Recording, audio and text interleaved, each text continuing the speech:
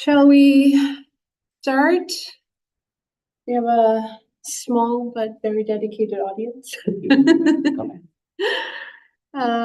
So today I have the great privilege to introduce to you my academic father, Hiro Yoshikawa. My name is Clara Barata, and I work here for the administration of the university. And I also I have the pleasure to do some teaching at the Faculty of Psychology and Educational Sciences here at the University of Coimbra.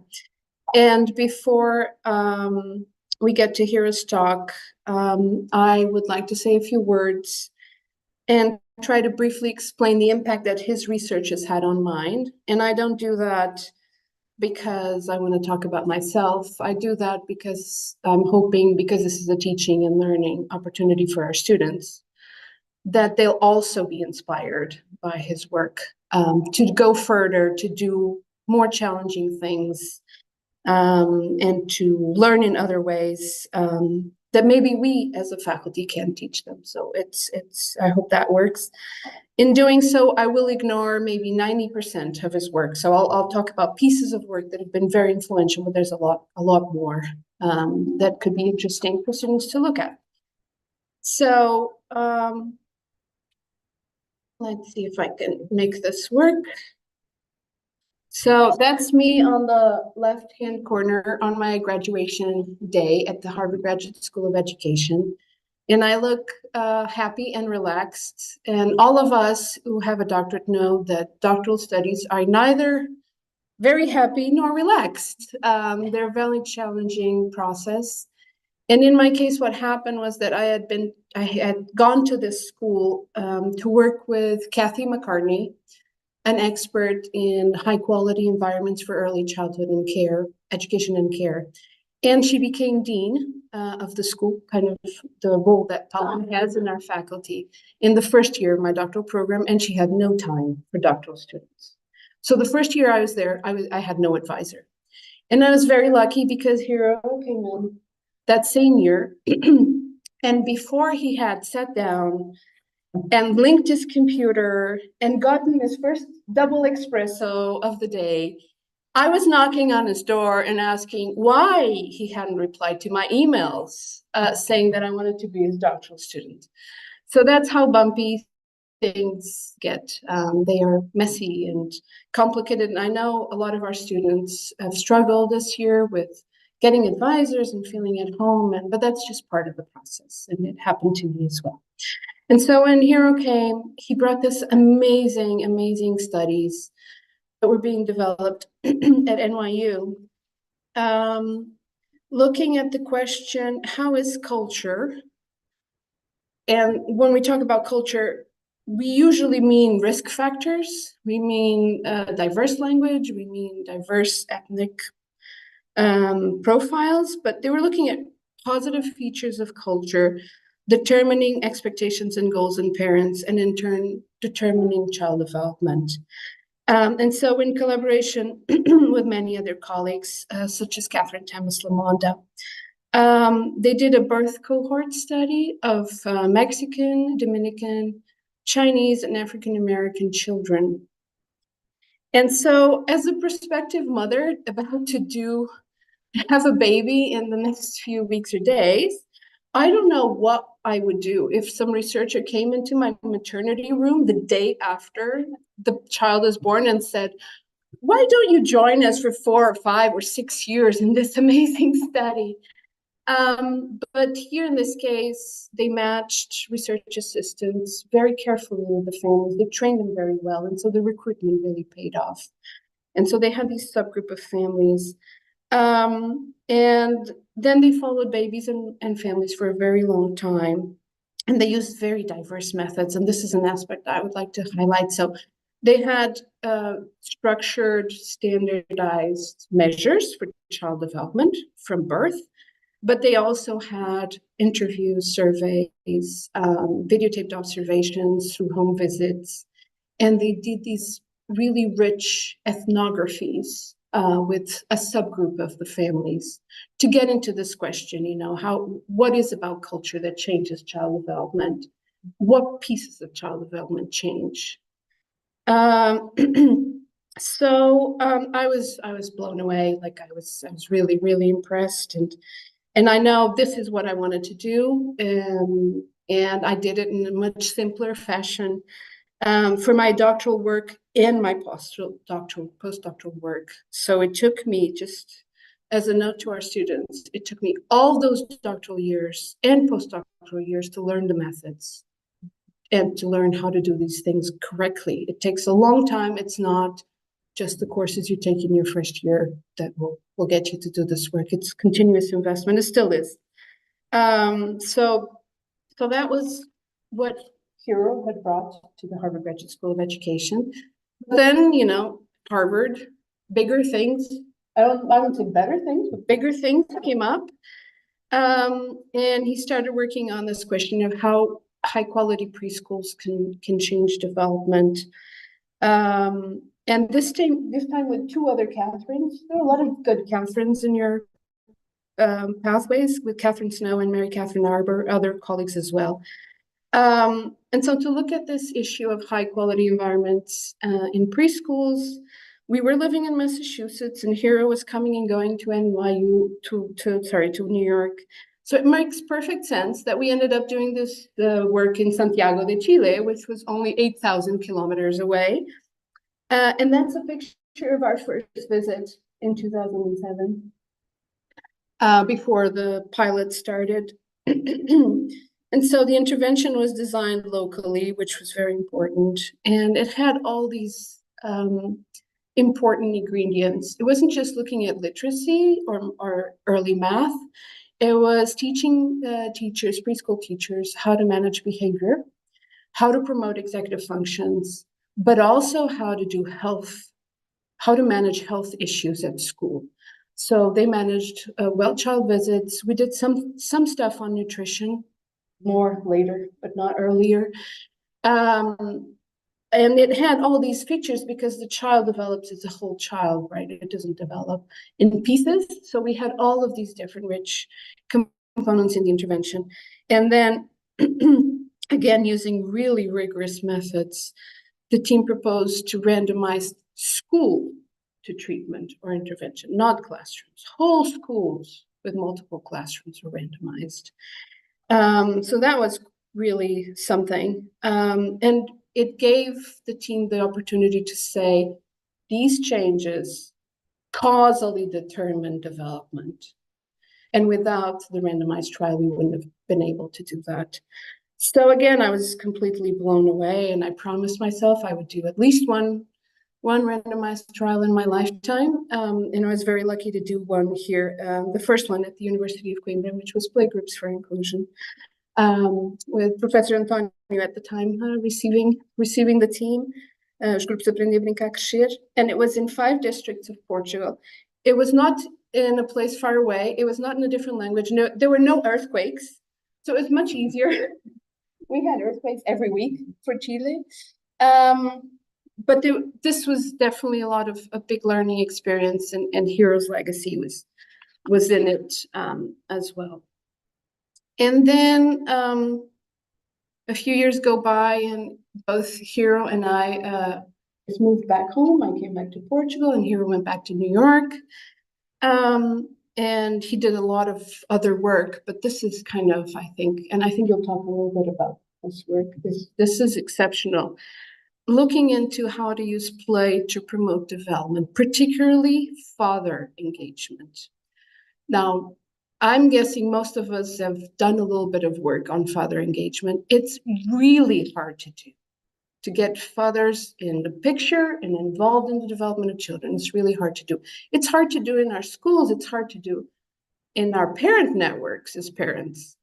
And of course, Hiro and his colleagues decided that the adequate challenge would be to try to do it in refugee camps with families affected by the Rohingya, Syrian, and Venezuelan refugee crisis.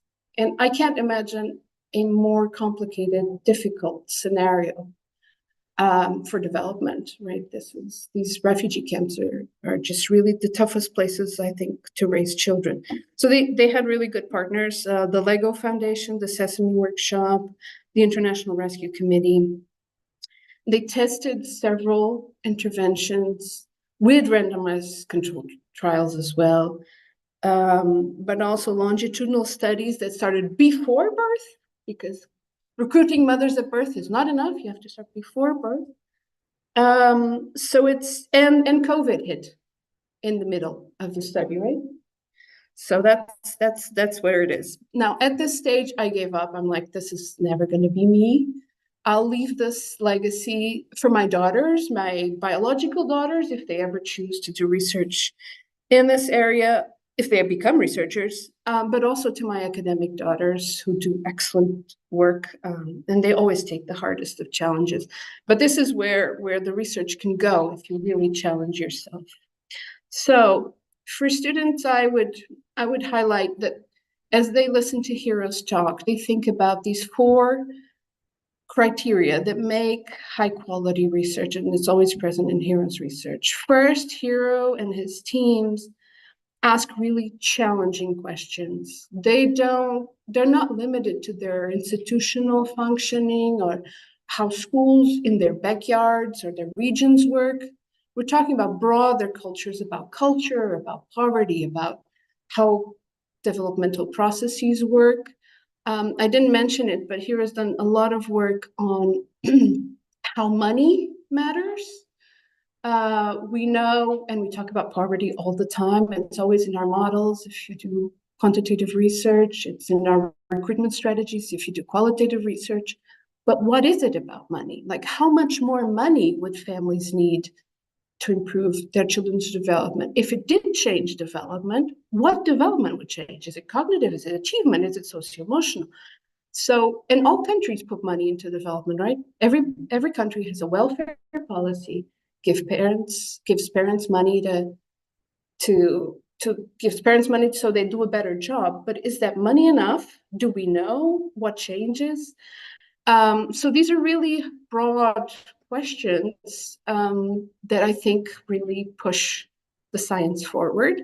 And then he matches these really interesting questions with very rigorous methods. And I know our students are always afraid to take on complicated instruments or to find the right instruments, and then they design their own. It's really, you don't get the same data. You really have to find standardized measures, adapted measures. Even for interview protocols, there's so much research all over the world that we could use.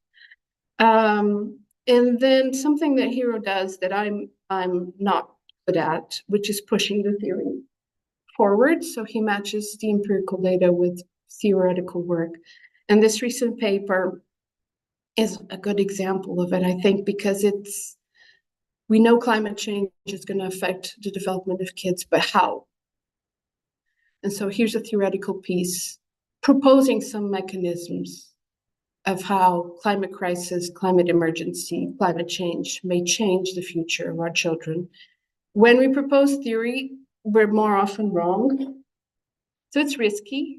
And, you know, if Piaget hadn't proposed all those mechanisms for development, we wouldn't know he was wrong with a lot of them.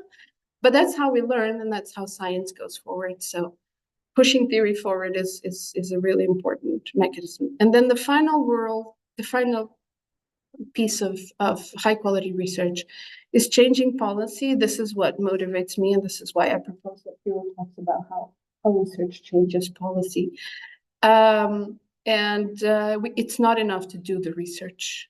You have to translate it, take it to policymakers, make it visible. Otherwise, it's really not enough. So that's from my side, my introduction. I'm going to try to put your work here now.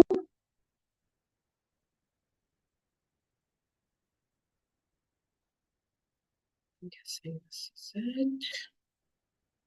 It's not in the beginning.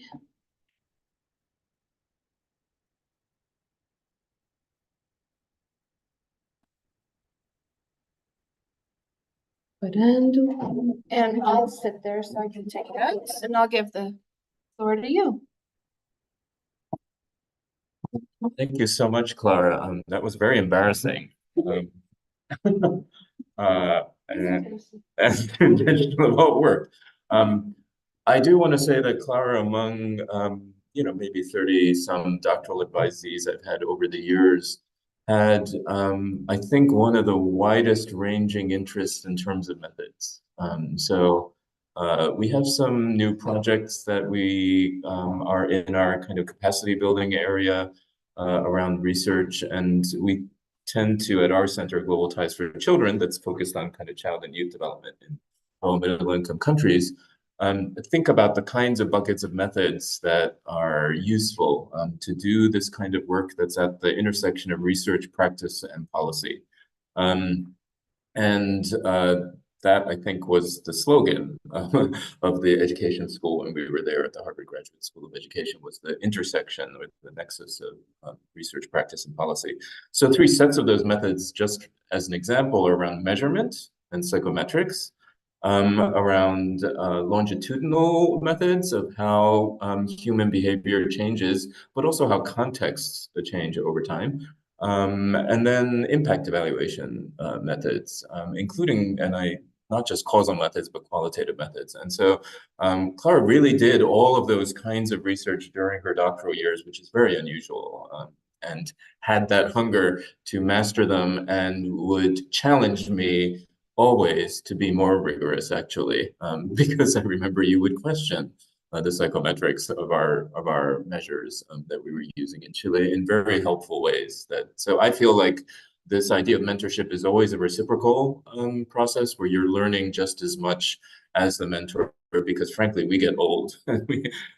we start, it becomes harder and harder to learn some of these new methods and keep up. But so I'm actually not going to present that much research, because I think Clara asked me to talk about when research changes policy. And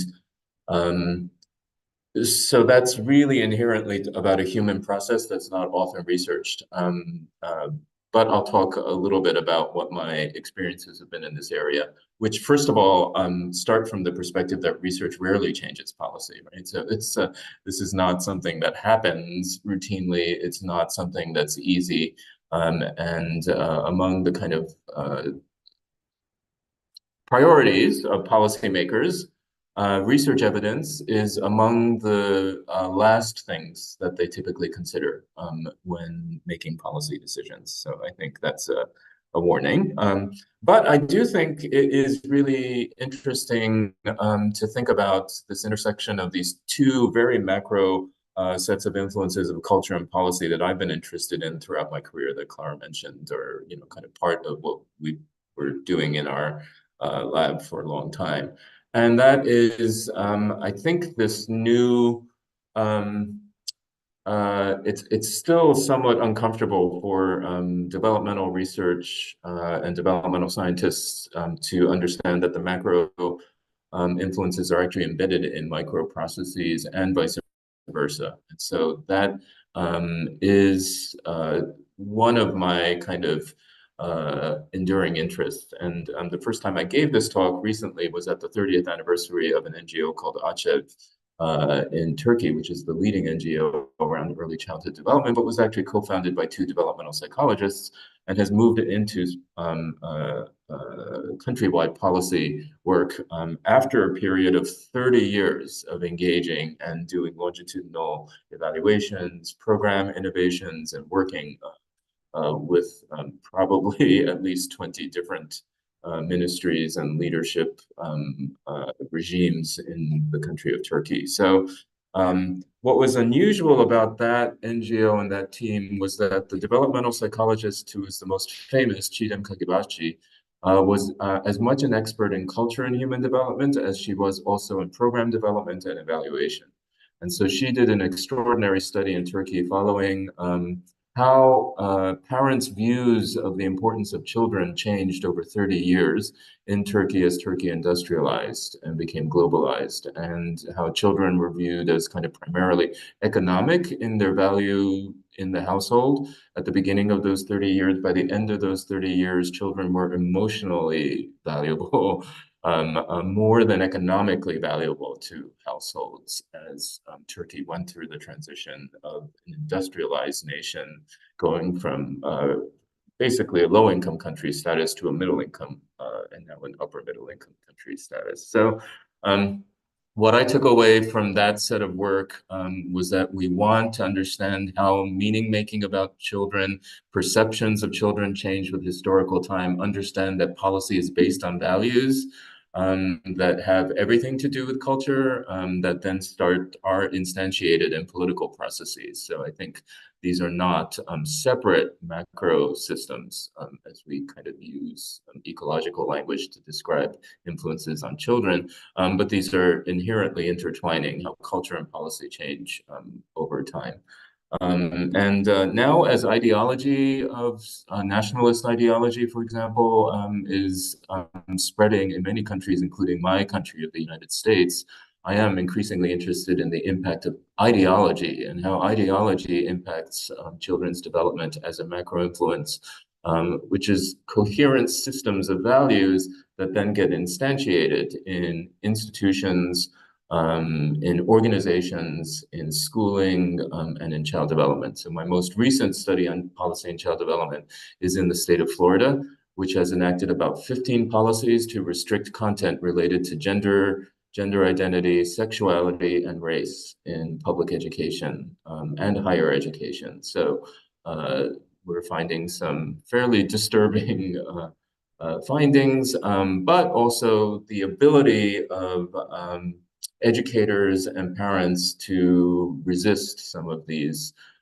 when there's a sweeping and very comprehensive set of policies. There is still organizing and there are still responses that I think are also really important for those of us interested in human development to address. So that's a little bit of introduction. I'm going to focus on early childhood development, which is probably the bulk of my work, even though I do work in youth development as well.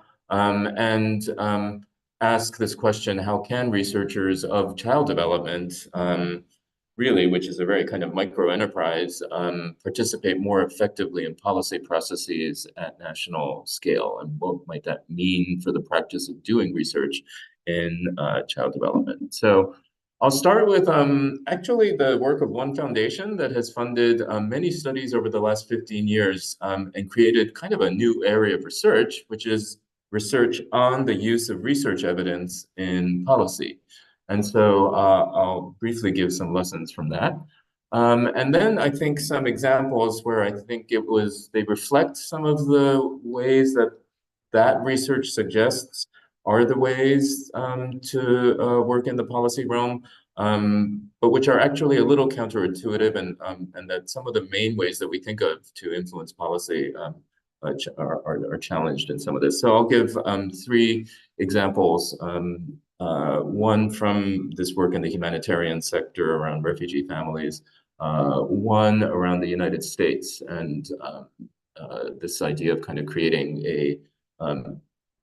can developmental scientists engage in actually creating and writing policy proposals that are ready to go as far as all the kind of policy choices, but also the budgeting and costing and finance issues. And then this notion, which I think is very important, of how can there be greater representation of low and middle income countries' scholars in the global developmental science realm, which I know everyone on this call, including the scholars from Brazil, hope will be interested in. I think it's been too much of a rich country dominated field of research, just like most fields of research, and how to think about that. So, okay, so what does research on the use of evidence in policy tell us? This is the William T. Grant Foundation is the leading social science foundation in the United States that's focused on youth development, which is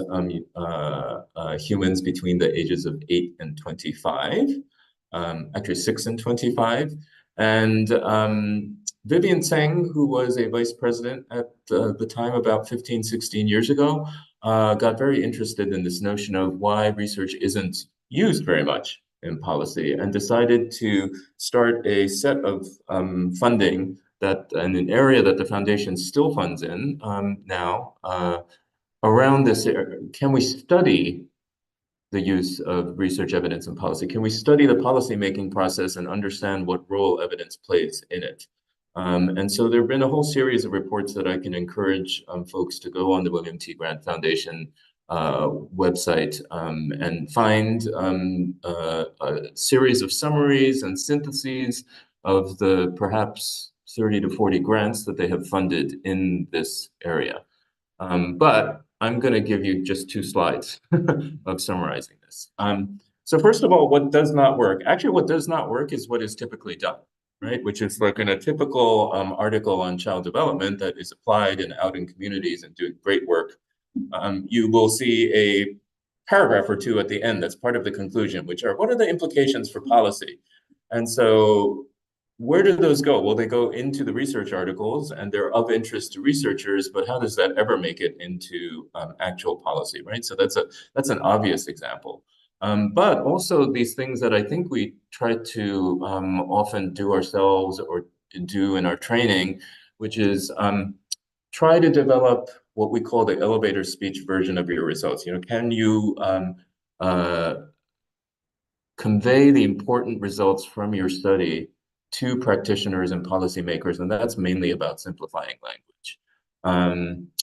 There is also this, of course, a practice of writing shorter versions of complex studies and then conveying them and disseminating them to policy audiences and disseminating. And I'm not saying that these never work. These can sometimes work, but they will not generally work by themselves. Single event briefings. So I've been on many projects where we're like, well, let's go to Washington and do a day of a briefing, and let's invite the influential people working in this area, whether it's childcare policy or preschool policy or education policy, and let's brief them and present and get their reactions, even in that. But that's a single event, and so again, that by itself is not likely to create policy change. Even communicating to the public can be very powerful. Writing an op-ed, getting your work into kind of major national newspaper, writing blogs. This can fit all of these criteria of communicating science in simpler language, but that might not necessarily work.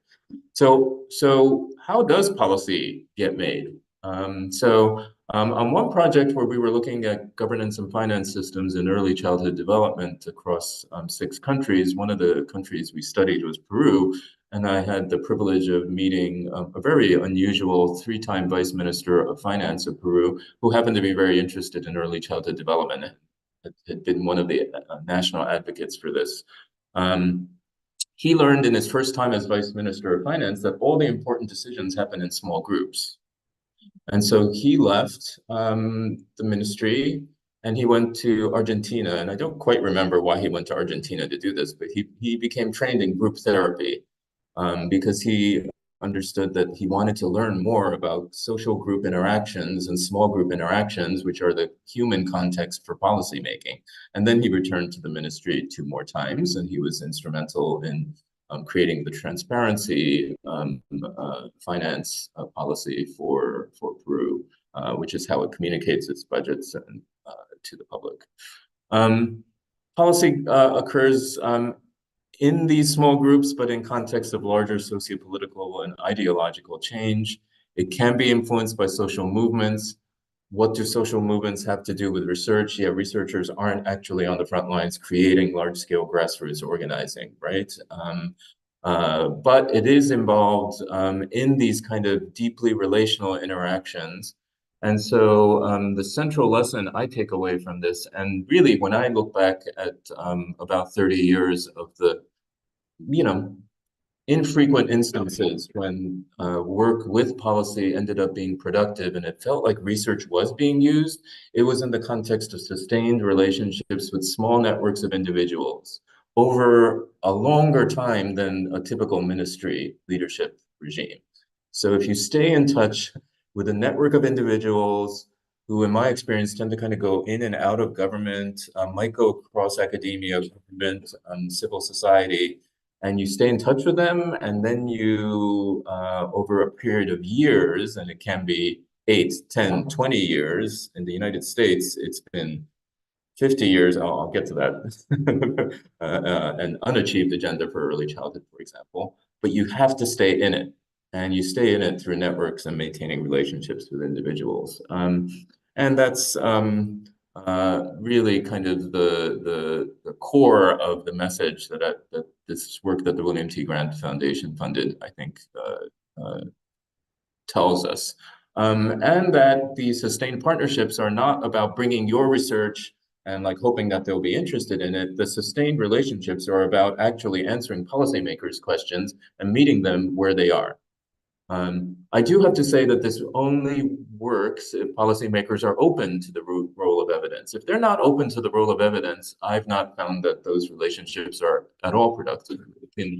So there has to be that kind of person. And when you have that kind of person, you know, in a ministry position or in a leadership position, you really want to treasure that relationship and you want to stay in touch with them as they move in and out of their policy role. And so that's certainly true with the positive relationships and examples then where it feels more reciprocal, right?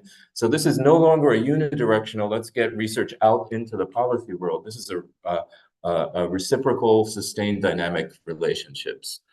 And because it's sustained, you can then jump in when a policy window opens. And that's sometimes very, very rare. So it could be like in a period of 15 years that you only have 2 months where this evidence is actually going to be valuable. And then you are ready to do that only if you sustain those relationships and if someone happens to know the right people to, you know, it's all about networks. And so someone knows someone who is in a position to act during those 2 months. And then you can use all of those traditional methods. Then you can use the policy briefs, you can use the briefings, you can do all of that, but it's in the context of this set of relationships, right? And then I think we need to learn as researchers how legislation is written. We need to understand that the kind of track changes that they do are different than the track changes that we do on research articles, but it's actually exactly the same human function of editing something, right? So once you become familiar with that language, you have to, I think that's enormously helpful.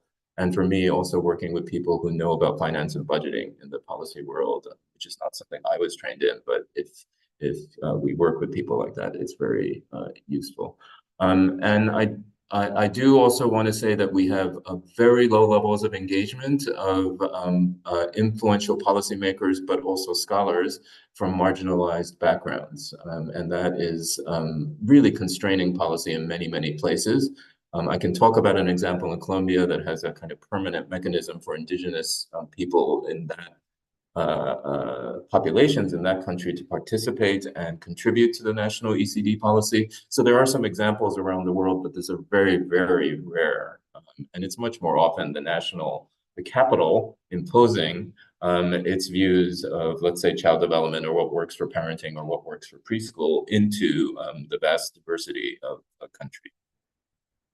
So just as a short example of how partnering works, this very large humanitarian initiative called All Simpson was funded by the MacArthur Foundation as the first $100 million initiative on an important social issue of our time.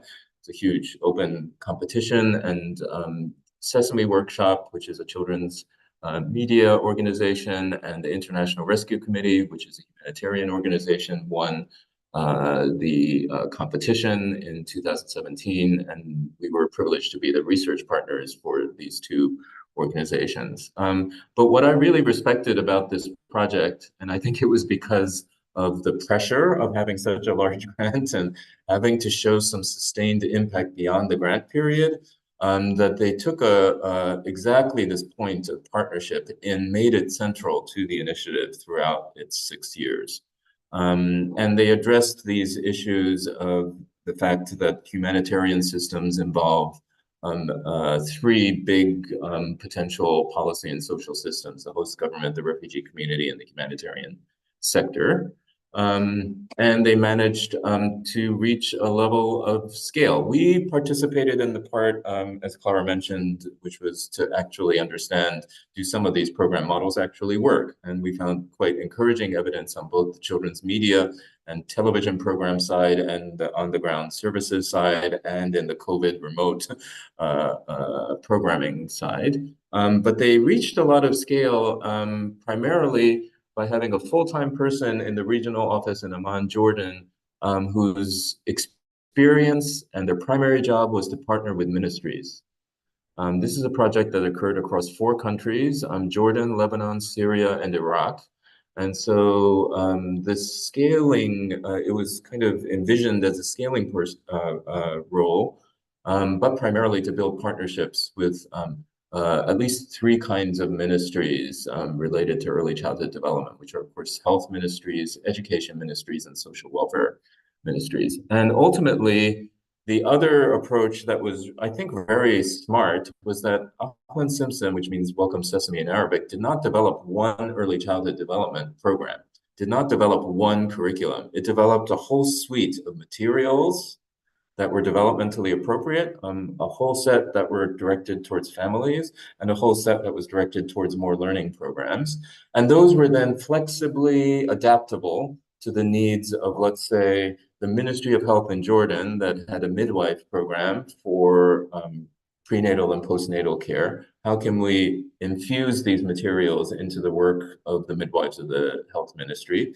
The social welfare ministry of Lebanon having childcare centers of very low quality. How do we kind of adapt some of these materials into professional development materials for those childcare workers, right? So ultimately, 8 to 10 ministries really took up the materials, and so why some of this work is continuing is because they had that person who just woke up every day developing those partnerships and bringing the kind of this menu, this wide menu of kind of materials and models to ministries. And it turned out to be in a region that had a very high level of hunger for these materials because there weren't a lot of these materials in some contexts in the early childhood period. So this is a report that just came out 2 months ago that summarizes the insights from the scaling journey across 4 countries and with about 8 to 10 ministry examples, which I can recommend to their International Rescue Committee. But so they project that post this award, there would still be, about 1 million kids being served by ministry-run programs, not programs run by the International Rescue Committee, not programs run by the folks who got this grant, right? So in these just in case you don't want to read the report, the lessons from the report are that ministries take ownership. Again, right? It's not about the research, and in this case, it's not even about the implementing NGO. It's about the ministries taking ownership. They work with committees made up of agency staff at levels that are retained across minister transitions. I'm sure you're familiar with this in Portugal and Brazil, which is that if you work only with the leadership, they're gone in 18 months, or it's not really going to work. So you often work with the next 2 or 3 layers down of people who might stick around across transitions. And even those folks might be gone. So you do also need to work with the people who go in and out of government. The models and materials were developed to ensure alignment with national strategy and national standards. And these co-design processes can be actually initiated, again, with a need that comes from the industry rather than from the implementing organization or researchers.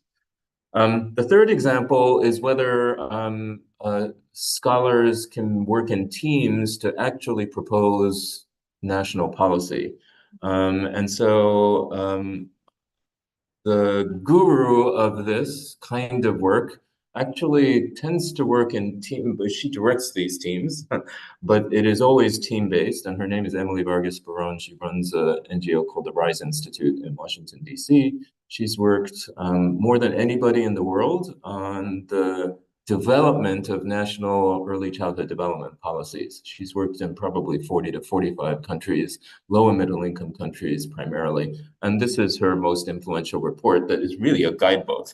Like, what is the planning process? How do you think about stakeholders? How early do you involve stakeholders and what kinds of decisions? What is the range of decisions you need to kind of think about around health or nutrition or disability or early education? And what does the process of writing national legislation that could be proposed look like?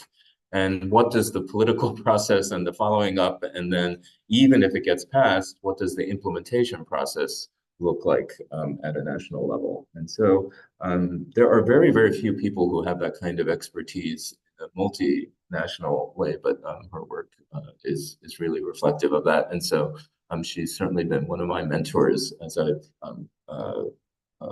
learned how it can be possible to support national processes without kind of having poisonous power relationships that are about imposing something that's never going to get implemented, right? And so it is a very participatory process she describes in this UNESCO report. And in the United States, I was fortunate and have been fortunate to be involved in a fairly long-term small team collaboration with some folks that Clara knows very well, with AJ Chaudhry, who's really the key person on this team, but with researchers in policy and in a few different areas, in parental leave, in childcare, and preschool, and in family support. And so AJ has brought us together, and we have been trying to influence US policy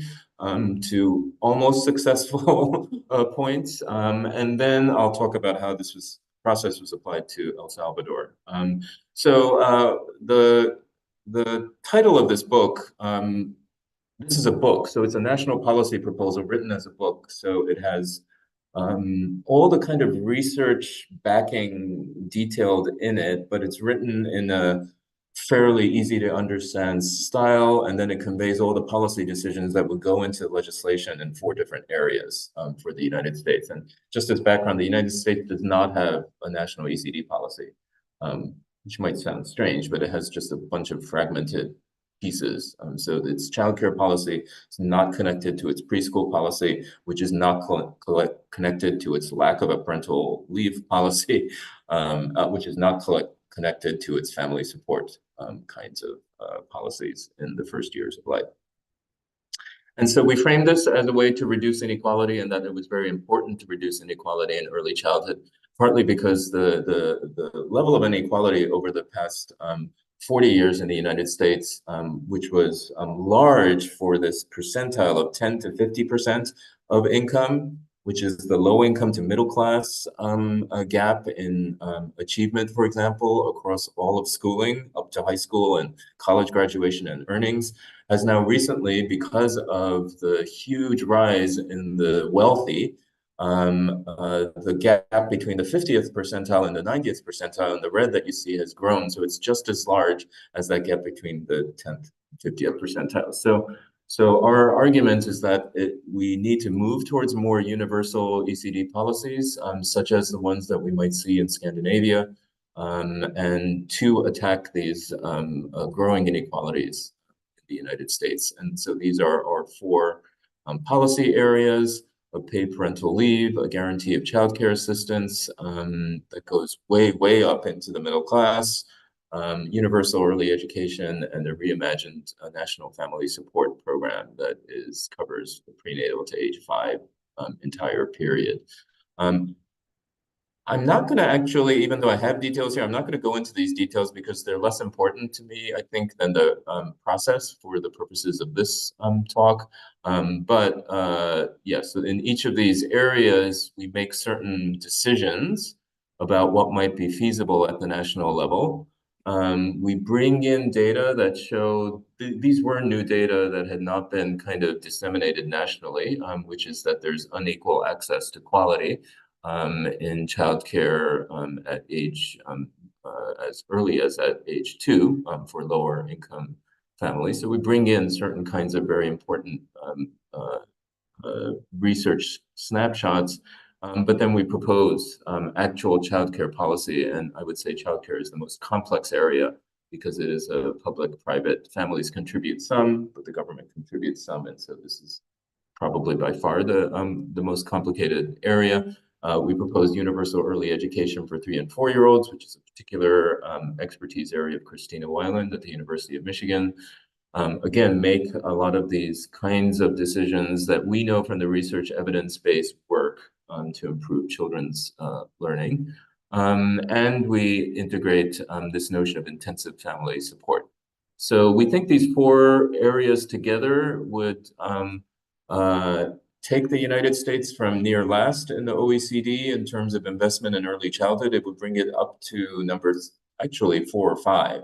And it we well, why do we know that? We know that because we actually costed the proposal, and we wrote this book in time to be published for the Hillary Clinton administration. And so it came out, and we had galleys ready that November, and then of course we had no one to send it to. But it did get into the national policy conversation, largely because A.J. Chaudhry is one of those unusual academics that you want to stay in touch with. He's an academic, he's a public policy expert in early childhood. He ran childcare for Mayor Bloomberg in New York City because his dissertation of 44 families followed over 3.5 years that he did as a kind of anthropologist. By the end of it, he knew how to fix the childcare policy of the United States, because these families, that's all he needed, was to understand how they interacted with the inefficiencies of how childcare worked and trying to get sustainable childcare in New York City as a low-income family. He says that that's been the rest of his career, that his dissertation, now for the last 35 years, he's worked for the city, then for the Obama administration, actually working on Obama's preschool national policy, which was intended to be universal preschool for 3- and 4-year-olds that didn't get passed. But then he became a national expert, so has informed the primary national child care legislation of a group of senators led by Senator Patty Murray that has been then got integrated into the Build Back Better proposal, which was the last big social sector proposal of the Biden administration during those post-COVID times, and was about to get passed and then was nixed by one senator from West Virginia. So Build Back Better's childcare and preschool policies were actually based on cradle to kindergarten because AJ was in those networks. And so he was relied on outside of these kind of official processes, but in the work both at the level of Congress and at the federal process with the White House. But what the four of us did during the non-existent Hillary Clinton administration was to pivot to states, because in the United States, we have a federal system that's very decentralized. And so states do a lot of these proposals. And so we approached states that had action and progress in at least one or two of these areas that wanted to build more, and then did the same process, which is costing proposals. And AJ has this expertise, and we would work with research assistants to kind of, I guess it's not that hard. You have demographic information on, for example, the number of 2-year-olds. You have information from that state on what is the likely demand for childcare among parents of 2-year-olds. What is the size of the waiting list for childcare subsidies? How much are families willing to pay? How much do we think that childcare workers should be paid if their work was actually a living wage, sustainable employment? And what kind of quality supports should be provided and how much should they cost, right? So those are all the costing decisions that go into these proposals, and they're always 10-year proposals, because the idea to get to national scale is not going to happen in 2 years, it's not going to happen in 3 or 5 years. In a country that's really far behind, like the United States, it's going to take 10 years. So this process got done with Taryn and Chris and AJ really leading on the domestic work in a whole set of states, and policy was moved forward. And it's again because the request came from the states, or the need came from the states, but we were ready then with what's essentially legislation-ready language and costing and budgeting, because people are policymakers. It's the second question, or the first question they always ask is like, how much does it cost? I mean, they do often want to know whether something works, but I think an even more important question to them is how much policies cost. And then in a request from UNICEF El Salvador and a National Coalition on Children there, we applied the process to El Salvador. And there, a lot of the decisions were very El Salvador specific, but the process was exactly the same. Was what would be a national childcare policy in El Salvador? What would be a universal preschool policy for the country of El Salvador? And so what would family support look like? Building on the NGOs and the existing programs, which are really not at scale in that country.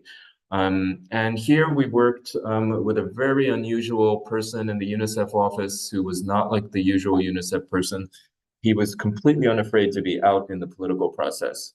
So he got a proposal that we developed with this coalition of researchers and advocates and civil society and former ministers, uh, developed this proposal, costed a 10-year proposal for El Salvador, and then brought it before all four presidential candidates in 2 elections ago. So the one that produced President Bukele, who is the current president of El Salvador. This was the only meeting that all four candidates actually ever attended together during the campaign, and they all publicly committed to a national ECD policy for El Salvador were they to get elected. So he built a very public event, which again, UNICEF typically doesn't do. They typically work behind the scenes with government, but not like out in the political process.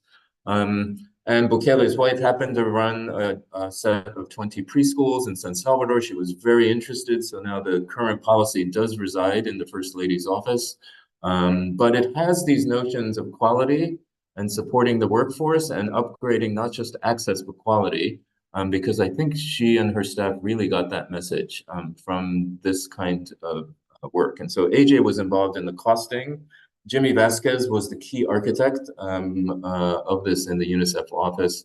And it led to, so in the global context, the World Bank is most often in low and middle income countries, this actor that is working on large scale investments in the social sector by doing these loans, right, to governments. And what happened was this was like kind of like writing a first draft for the World Bank and the IDB to use. And so they used it and they relied on Jimmy to provide that input, and this ultimately has financed about $600 million for the first several years of the national ECD policy in El Salvador, which is called Crecer Juntos, or Grow Together.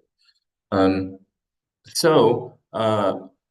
think there is an overlooked role for researchers to play, or at least researcher teams that involve the technical expertise of knowing what kinds of programs might be scalable, with the costing teams and the national partners, because it turns out the World Bank is very siloed. And so the technical experts are often not the ones working on country loans.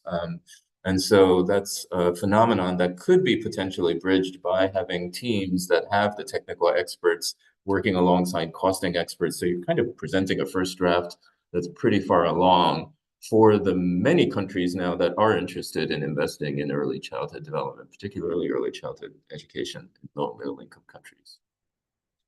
I think I'm going to stop very soon, but I think this next example is about supporting research policy partnerships in low and middle income countries. And this was a project we did across about 5 years. And it's more about how to perhaps encourage this in contexts where it's not expected for scholars in academic contexts to do this kind of work.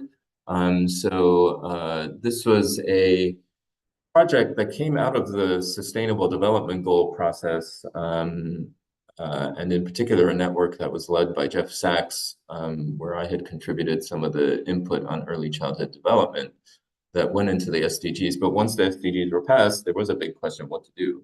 So this is a project to really try to support scholars in 2 regions, Sub-Saharan Africa and the Middle East, to conduct work that would advance progress towards SDG 4.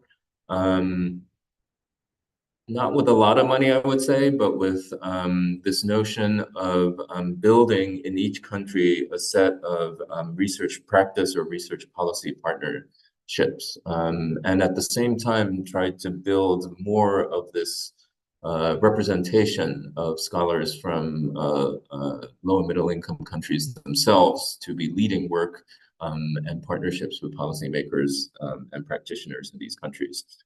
So we provided 27 seed grants that were kind of 2-year seed grants, and we required grant applicants to apply in a team that was with an NGO partner or a ministry partner. they would have a mentor, usually from their country, and then they would have a mentee or an advisee who would be a graduate student. These are all post-PhD level scholars working in education or human development or economics or policy in these two regions. And we had a senior advisory group, and in the entire application process, pre-award, post-award, the senior advisory group advised. And so beyond each grantee's personal mentor, there was a senior advisory group that reviewed the application. So we didn't review from NYU. These were the senior advisors who reviewed, and we had them representing several countries across the Middle East, from 9 East, West, and Southern African countries, from Francophone Africa and Anglophone Africa. Apologies, but Lusophone Africa was not included in this, so it was mainly Francophone and Anglophone. We ultimately funded 27 projects, and I'm going to present this presentation to a set of them, I think tomorrow, who are gathered in Lisbon for this international conference on child development. So I look forward to kind of getting their input on this. But they produced a variety of different kinds of research, but more importantly, they also disseminated these back to policymakers in their countries. So here, I thought with our work, when we work in low and middle income countries, I think it's been important for us to learn from the senior advisors within regions, from grantees, and not have this be a kind of rich country institution, kind of doing the advising or expert work. The skills we started with that Clara mentioned, longitudinal developmental science, the culture of human development, policy analysis and evaluation and implementation perspectives are still, I think, the core sets of methods skills that the senior advisors and our monthly Zoom calls were focused on. Mentorship can involve these flexible teams of 4 or more generations. And so those senior advisors who were working with the actual mentors, and then the grantees themselves, who were themselves mentors to the more junior scholars. But I have to say these were in very challenging institutional contexts where the institutions were not necessarily supportive of this kind of work. And the most productive researchers often get drawn into all kinds of other things. So what we didn't have in this project, which it would have benefited from, was engaging higher level university administrators in the research administration or the provost or the dean levels, which we did get advice from a former vice chancellor at the University of Zambia, who's also a cultural expert in human development, Robert Sirpel, but we didn't have the capacity to do that. And this notion of sustained partnership rather than translating or simply disseminating research. So finally, what are the conceptual skills and the actual skills that are required in this kind of work? I do think systems thinking is one area. And this was a recent initiative of the Early Childhood Development Action Network, which is the global civil society and advocacy and researcher network for early childhood development that came out of the SDGs. Developmental systems principles applied to how to transform educational and service systems. And so this has brought back a long-standing interest of mine in dynamic systems work and how it can be implemented. And so we've just some really wonderful colleagues, new colleagues. We put together a paper that was recently published in the Review of Research on Education about these kinds of principles. And so I think this notion of sensitivity to culture, to the policy process as a human interaction kind of process is important. I think for service systems, it's very important to have that very grounded frontline level understanding of how the micro interactions work. That's how our project in Chile started, and how this interest in kind of what are the adult-child interactions? What are the adult-adult interactions? What are the peer interactions like? You can't just jump to policy without knowing all of that and understanding implementation. The notion of sustained partnerships and listening to and answering policymakers' questions. I think it's really important to integrate causal and critical perspectives, which is a direction that my students have been pushing me in the past 4 or 5 years, especially, where I feel like I've learned a lot about how to think about kind of the RCT world, but from a more critical perspective. Learn these demographic and costing skills, or at least work with people who know them. To think about macro ideology, I think that's a new direction. I don't know yet whether that's going to pay off in terms of whether that will help in terms of influencing policy. Systems level outcomes I think, are a big challenge in the next phase of ECD policy, because we tend to focus just on those micro interactions and on child development. And then I think we have to re-engage in the SDG process as the planning starts for post-2030. That's a very technical issue, but I think it's important for the global ECD field. And then collaboration and input from diverse language, ethnic, indigenous, and migrant groups who are representing the diversity of our societies, but who get excluded from often these kinds of policy research dialogues. So that's it for the talk. And yeah, many people to thank in terms of some of these examples that I was relating. So yeah, happy to answer any questions in the room. I don't know how the YouTube works around questions, but if students want to text any or anything like that. Oh yeah, yeah. But Chairman, Okay. it's easier for the microphone. Yeah, we'd love to hear any reactions. Whether this, I don't know if it makes any sense from this standpoint of Portugal or Brazil, where I think this audience is coming from, but yeah. I don't know if anyone wants to get us started. The American in the room wants to- I'm just curious because we had mentioned Florida and your research in Florida in terms of public policy or whatever. I'm just curious because I know the background of the private sector and his cultural wars with Disney. I'm just curious as to your sort of impression of where the private sector comes in the policy debate. I mean, because Disney is a big proponent of, or let's say, opponent of DeSantis's directions. And you're doing a lot of governmental stuff, UNICEF, UN-based things.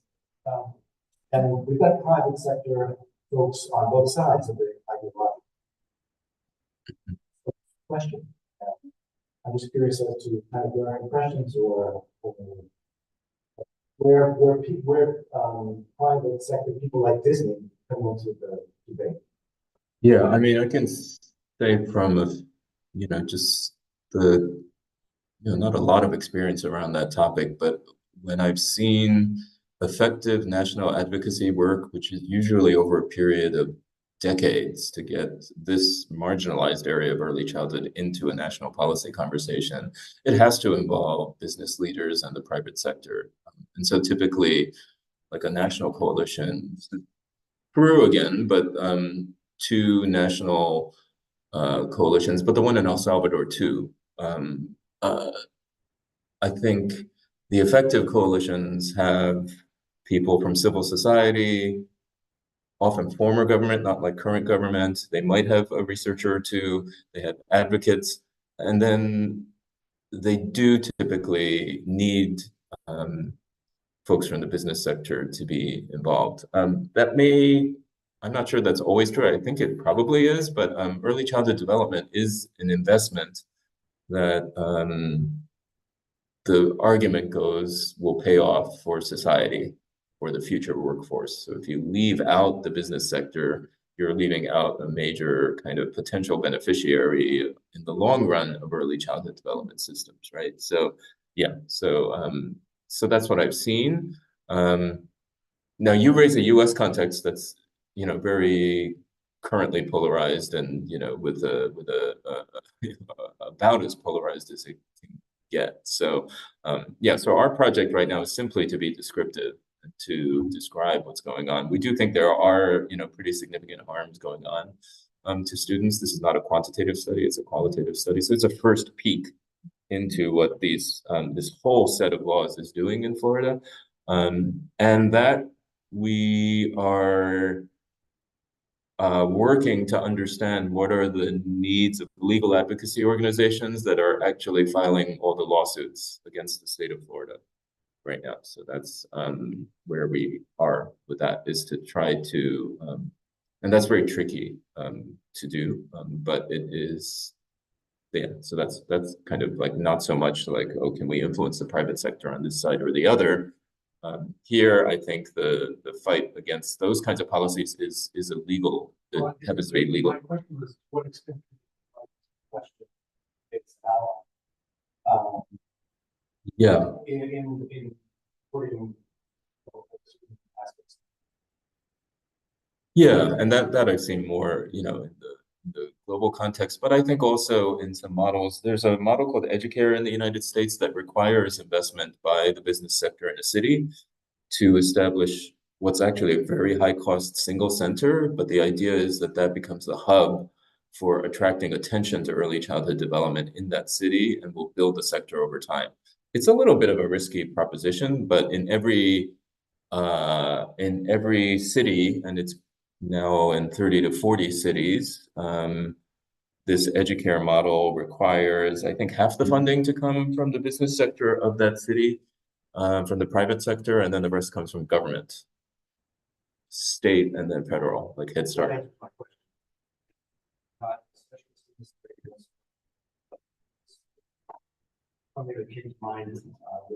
Yeah, and that's very intentional because they feel that for long run advocacy in the policy space, if business leaders aren't speaking up, then exactly what you're saying, it's not actually going to be sustainable. So it is part of that. It's just I haven't been directly involved that much in those. I mean, yeah, those kinds of conversations.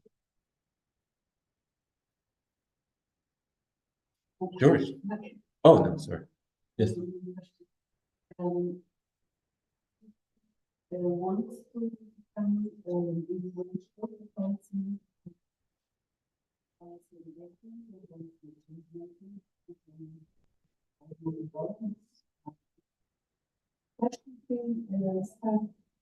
what's the best strategy, let's say, one of the best strategies concerning researchers at various levels in the university? What should they start learning? What strategy would be advised? Yeah, I think the William T. Grant Foundation work would suggest that meetings to understand what the needs, what the current immediate information needs of policymakers are, or what are their new policy initiatives that they would like to advance. And then in those conversations, I think, especially in your leadership position, you can let them know, oh, we actually do have work in those areas. But then I think the tricky thing is that how do you start building those relationships that are sustained over time, right? Because I think the scholars do need support. Yeah, this is the last question you emailed. I didn't have time to add these slides. Just like, what do we actually do, right, to support scholars? How do we train scholars to do this? Yeah, because I think all you need is one example of one person, and I'm sure there are in Portugal or many, yeah, who have engaged in this process, who can convey, okay, here are some lessons I learned in, like, don't bring in an international expert like me. Like they have to be local. They have to have experience of working with a policy in a policy area. So having that person help your whoever, your faculty or a subgroup of faculty that might be best placed to do this, right? I think that's maybe one way to go, but it's a needs assessment like anything else in the sense that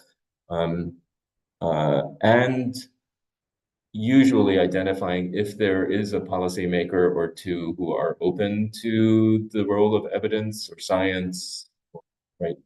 In what they do. Now, of course, science policy, I know what George did recently was like really more around science policy itself, which is its own, that's like its own thing, right? Yeah, its own niche, and it's a little bit different when you're talking about content research.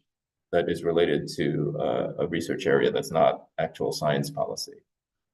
So, yeah, but I think it's trying to find out what those needs and questions might be, and then it's not every policymaker is open to this, so it's actually sometimes it's a kind of fairly rare kind of person.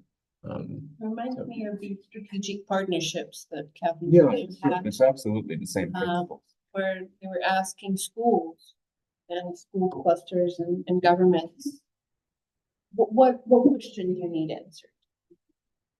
What would research bring that makes a difference? And they worked for years getting the question right before they did the research. And I remember at that time it was about academic vocabulary. So the difference between kids who make it and don't make it, poor kids and kids in families that take them to museums, and was this use of very sophisticated academic language, right? These kids, they use hypotheses while having dinner, or, they use these very strategic words, and that was what was making a difference over time in their achievement.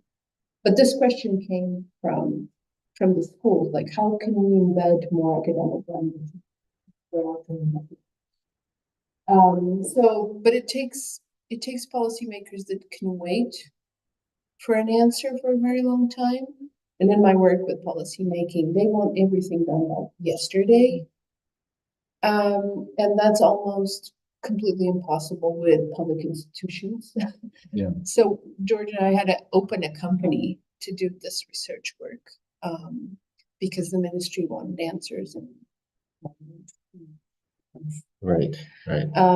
So you have to really find the right policymaker and then do these pieces of work that they want done to gain their confidence. And then after you have that confidence, you build a long-term relationship that has more impact than just doing small reports on things that they want done. Right. Yeah. No, I'm glad you mentioned that, because I think there's two partnerships that are related to that I think have some of these characteristics. So one recently has been a partnership that I'm not involved on, but my colleagues at NYU are involved on, with the city around its universal pre-K program. And I do have to say that a lot of this kind of day-to-day work, so it has to be kind of distributed over a team, but there is a lot of kind of very minute and not certain how useful it is work, which is answering, once you develop a close relationship, the risk is that you just start getting these daily requests. So various parts of the city team would just constantly be emailing what were actually doctoral students on this team about, so one of mine was specializing around dual language learners and immigrant families in preschool. And so she developed a close relationship, but we had to manage it. I had to, as her academic advisor, manage it because it was starting to overwhelm her time, right? So that can be the downside of it. But on the larger scale, it was informing the entire monitoring system that the city was using to figure out whether these preschools had quality, what was the relationship between equity and quality, as the preschool program rolled out to 78,000 children in its first year. The other one, which is very positive, is our friend and colleague Christina Weiland's, I think, 18-year partnership now with the Boston Public Schools. And it is this one person, right? So it was based on this fact that there was this one person, Jason Sachs, who was very hungry for evidence, liked to use evidence in his ongoing monitoring of the program, though he otherwise acted like a regular policymaker, right? Like he would look at the research in a very positive way all the time and be like, yeah, well, that shows that's what, but he was still always interested in improving the system. And now 18 years later, Chris and other professors at Harvard, Research Policy Institute, they still work with the Boston Public Schools pre-K program. And so that's, very long-term partnership.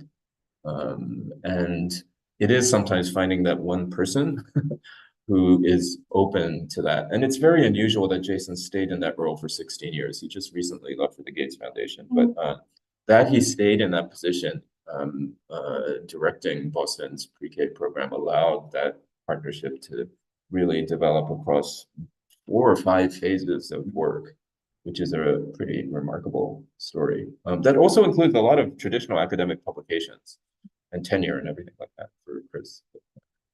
So. But what I've found, which is kind of the optimistic side, is that the government is willing to pay a lot of money. And so I always said we could do this fast-paced, uninteresting work that maybe involved reading 200 reports of 300, of schools and getting it a short report done that told the government if this was working, what were their proposals, things like that, in a short amount of time if they paid my researchers really well. And so I always over budgeted for the fast-paced work, and they were willing to pay because nobody was doing this. So if we can find a mechanism in the university that's either kind of a center for research, for educational research or something that responds to the ministry needs, very fast work, and overcharges, because I was always overcharging them, then it gets done and we build this relationship over time and we gain trust. And then whenever they have some work that's more long-term, they ask us because they know we do a good job. So that was a surprise because you always think governments have no money, but the fact is they have to fill in all these gaps and things and monitoring reports, and researchers can help, and it helps build this relationship. I think to some degree, in comparison with the US context, we're lucky, right? We're educational policy, particularly for the early years, is continuously evolving in a positive way. We now have completely free daycare. And the coverage is going up every year. And it's really interesting. So immediately we saw that poor families and diverse families were more likely to apply for it. So we have much more diverse daycares now than we've ever had before. The downside for our family is that our daughter doesn't get a slot because we don't have risk factors. But that's, it's a good sign. Overall, It's a good sign. That's what's called, so in the move towards universal policies, this progressive universalism, it's called, which is that, that's why these 10-year plans are really important. But you typically, and that was the plan in El Salvador too, is start with the poorest municipalities and get to universal there, and then you start growing it out to the rest. Yeah. So that I think we have an easier task on that side, but I think we have, with very few exceptions, policymakers that are not educated to use the research. It's much less likely that the research will be used in any policy decision. So I think what we also need to think is about, I would say, internships of our students in the ministry. Lots of governments do that. And I remember when we were at Harvard, the Singaporean colleagues had their master's program paid for by the government. But because of that, they had to work 3 years for the ministry when they returned home. And I received a grant from FCT. They just gave me the money and never asked for anything back. And I don't think we can afford that. A small country with a small GDP. I don't think we can afford to just give money away in applied sciences. I know fundamental sciences are completely different. In applied sciences, like educational sciences, train our researchers outside in really competitive institutions, and then request nothing from them in terms of coming back and changing ministry policy. I think we lose an opportunity. So Harvard at the Ed School it still has this program called the Strategic Data Fellows Program, right? Which is Tom Kane, who one of the leading economists of education there, started basically a capacity building training program for the people in essentially districts, which are like local ministries, who are in charge of the data that the ministry gathers, to be trained in research methods, to then be trained to bring the idea of useful questions that can be answered with data, and within the constraints of the data, how can those questions be answered, be trained in that process, learn what are often actually some of the basic research methods, but then no longer is their work just doing compliance reports of, okay, I need this report next week for our annual report of X, Y, and Z to this committee in the government, or something like that. the challenges they experienced in that program were that the just placing a fellow in, or just having one person be trained without kind of talking to their supervisor or the leadership, or how would they actually have a productive relationship where their opinion actually still gets heard, is still a challenge, and it still involves a small group, not just an individual. Yeah, you still need the policymaker that wants to listen to Yeah, data. yeah. But it would help to have somebody there and back, that goes back and forth from research to policy, which is this wonderful example of AJ Chaudhry. And of course, we can't clone him, or maybe eventually we clone him, but this process of going back and forth between research and policy seems to be the best way to acquire these skills.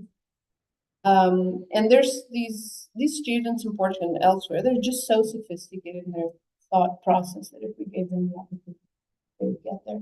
I met a lot of these at the OECD, like they're just phenomenal people from all over Europe. And they were doing policy and talking to policy designers there, and they were learning the language much faster.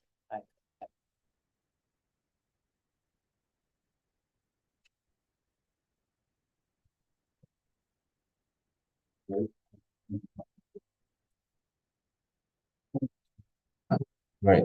Easy. But I mentioned policy.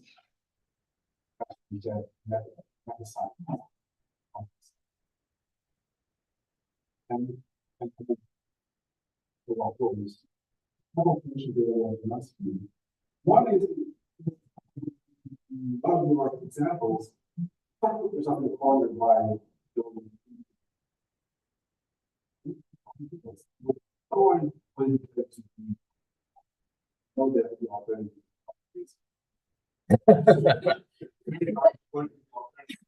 That's an understatement.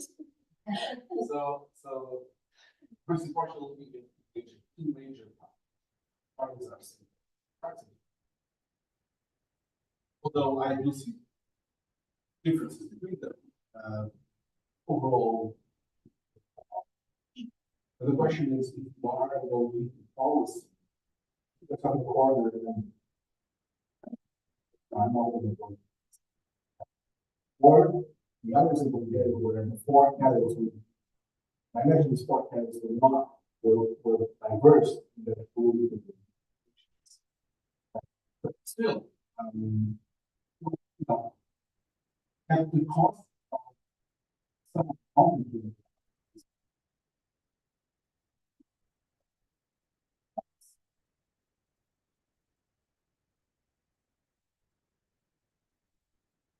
Get the multiple people. What is it? Yeah, that's a great question. I think partly in El Salvador, the timing was right in the sense that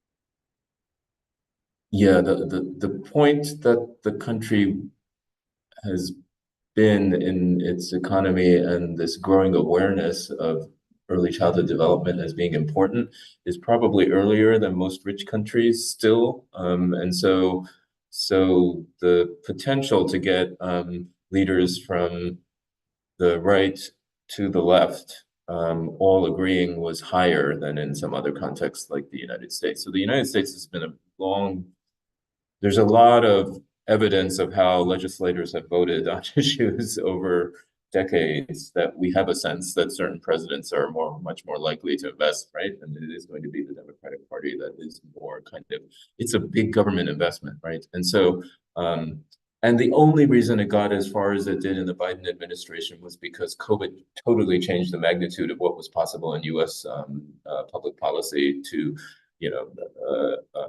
trillions of dollars of investment that made Obama's you know, kind of post 2008 stimulus look like the tiniest thing because COVID brought everybody into a kind of a panic and even Republicans were voting for these big investments in funding. Maybe we should turn off the video now. The recording at least. Yeah, I think I should be talking about different parties. But yeah, so I think the reason, and then Hillary Clinton was herself particularly powerful early childhood advocate over much of her career. And so there was a reason to like, to put ourselves into that corner at that particular moment, because we knew that in some sense there were some ways through networks to get to some of her policy thinkers and some of actually her lead transition type person on early childhood before you get, those people, we knew who they were. They were already identifiable, and it was possible to get like an early copy of the book out to, right? So that was some of the strategy, is like these kinds of networks. But I think you're absolutely right. In a lot of other contexts, is that you might be shutting out, if you're only focusing on one party, you are shutting the other party will perceive you as like just not being interested. And so I thought it was really interesting what Jimmy did in El Salvador, which was not just to go for Bukele was an obvious choice because his wife was running preschool centers, and so knew the sector. But we did have some very critical conversations with the far left who were, I was involved in one conversation, but it was like anything further, it was impossible for a US person to be involved because the far left would not accept anything from the United States, right? Yes, so that was an interesting context, and that's true in certain countries so that's been interesting, but that's neither here nor there if we're talking about a within country process, right? That like, what are the politics of US involvement in El Salvador? Go back to the armed conflict that the US government implicated itself into and intervened in. So there are definitely global political issues, but I think you mean more kind of within country party diversity. And political diversity. educational policies for early childhood in particular are not so clearly divided along ideological lines. I mean, the US, for instance, West Virginia has had the most advanced policies on preschool because the argument is you want mothers to work, and it's an economic argument, and so they've invested for a long time in high quality policies. And if you exclude those people from the conversation, you'll lose the big section. Yeah, but those are more liberal type parties than just ideological. I think lots of the kind of more right, which in the US would look extreme left. So ours right wing parties are actually in favor of early childhood policies, and that's why we keep progress, because it's across the board. I think people want mothers to work, really, honestly, and produce. So if you exclude those from the conversation, it's harder. And the person I've worked with over years in the ministry, who's been working in foundations, and it has that profile. It goes back and then goes back into the ministry, is not a party person. It's a person who stays no matter what government is there. And that's kind of the person that's the most helpful, I feel. And to exclude certain people from the conversation would not be helpful. But it's an equilibrium between that and answering the questions and the requests from the government at the time of the post. The request is coming from the Socialist Party. You draw something for the Socialist Party, right? And that's what's happening maybe with the Hillary Clinton group, was that they wanted policy to be written on this interest, so you design it for them at the cost of eventually losing from good partners in government. But nobody expected what happened, so I guess. No, nobody expected that. But before Build Back Better, the most generous policy around early childhood to be proposed and almost passed in 1971 by Richard Nixon, you wouldn't expect, right? So a Republican and a president that you wouldn't think of as, but that's how these. And Mayor Bloomberg. Also from a business perspective, right? So it is. Listening to Jay Chaudhry and really pushing him to design policy that brought families into the childcare network. The other question that I have is this one you say.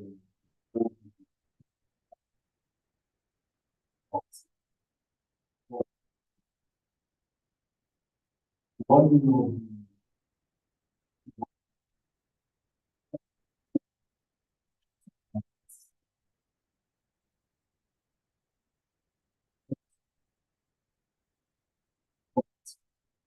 Anything that the answer to any that's probably pretty something.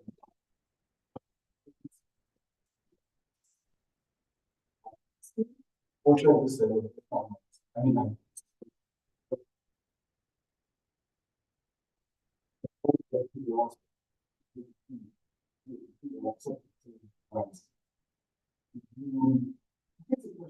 what is it?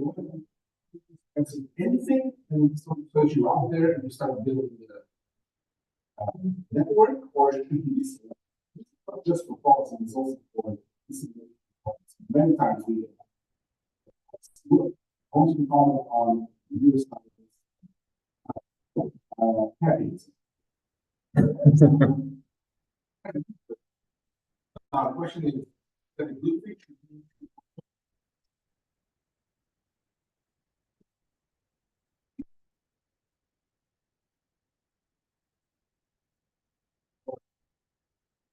Or is it? I'm trying to, if I was about to make it that time that was anything. Is it possible? She just was.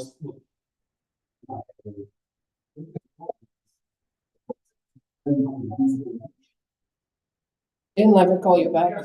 Right, yeah. So, no, that's a great point. Yeah, well, so there's credibility that you want to maintain in the scientific community. And then there's like credibility, not credibility, but whether there's a sustained partnership in the policy realm. And my impulse would be to refer out. You know, if it's something a related area that you happen not to know about, but you might know somebody else, I would try to bring in somebody at that point. But I think it is important to acknowledge the limitations of your expertise.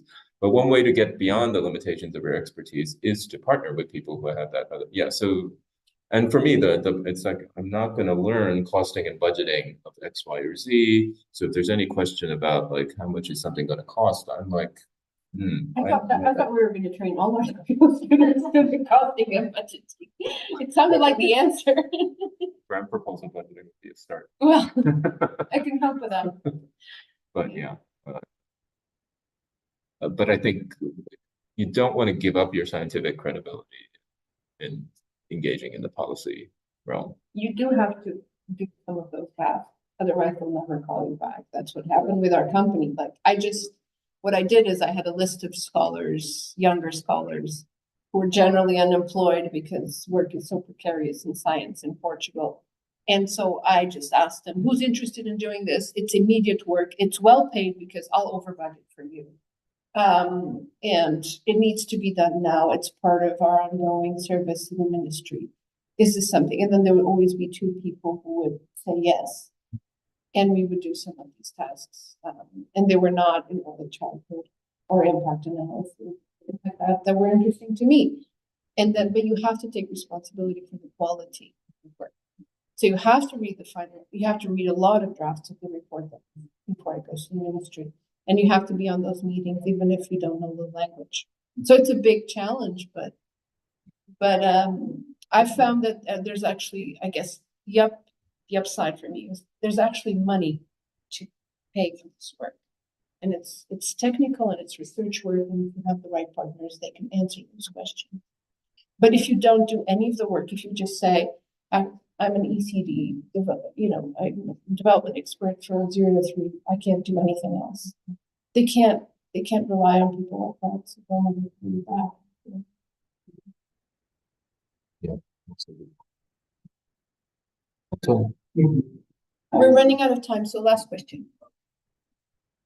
For the great talk. I was curious about, what you talked about research and how to do much more than communication of results. Talking about scaling that up and having the capacity to build connection with the ministry of government and let it fly, let it be community partners. fear losing control on how your research results can be used by them or misconstructed by them, or do you have any control after that? Or it's something that's okay, done my job and let it go now. I was really amazed, how your research actually can have some impact, because we've all been involved in projects, we've all been overwhelmed with words. And once a project finishes, you start another one, and you kind of lose the capacity to maintain the previous one. Although it was very interesting, you're one person and you need to be honest. And it was just good. Yeah, Your thoughts about it. no, that's absolutely right. And I probably, haven't had enough of that direct experience, except to say that I think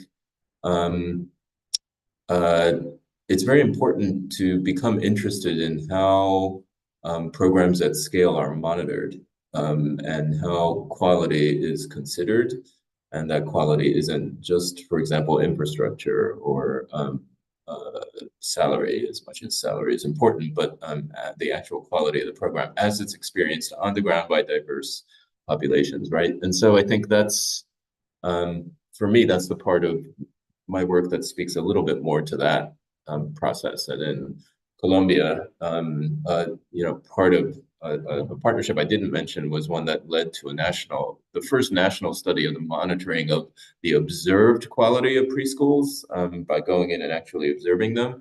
And then a few years later, it got written into legislation. Again, not by me, it's the partners working on the ground in the Universidad de los Andes and the Ministry of Education.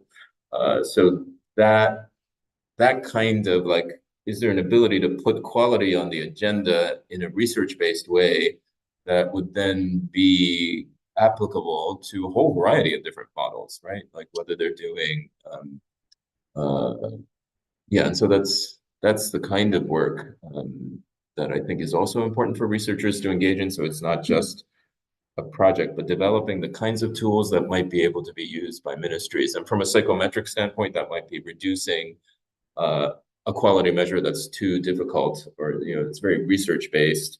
Okay, what does the factor analysis tell us are the core items that are predictive, so it can be reduced for use by supervisors or use by a ministry, right? So there is actually some psychometric kinds of decisions or monitoring systems that I think are interesting and haven't been actually studied enough either.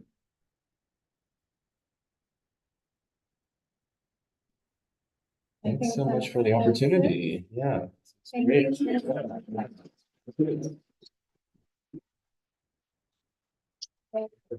So this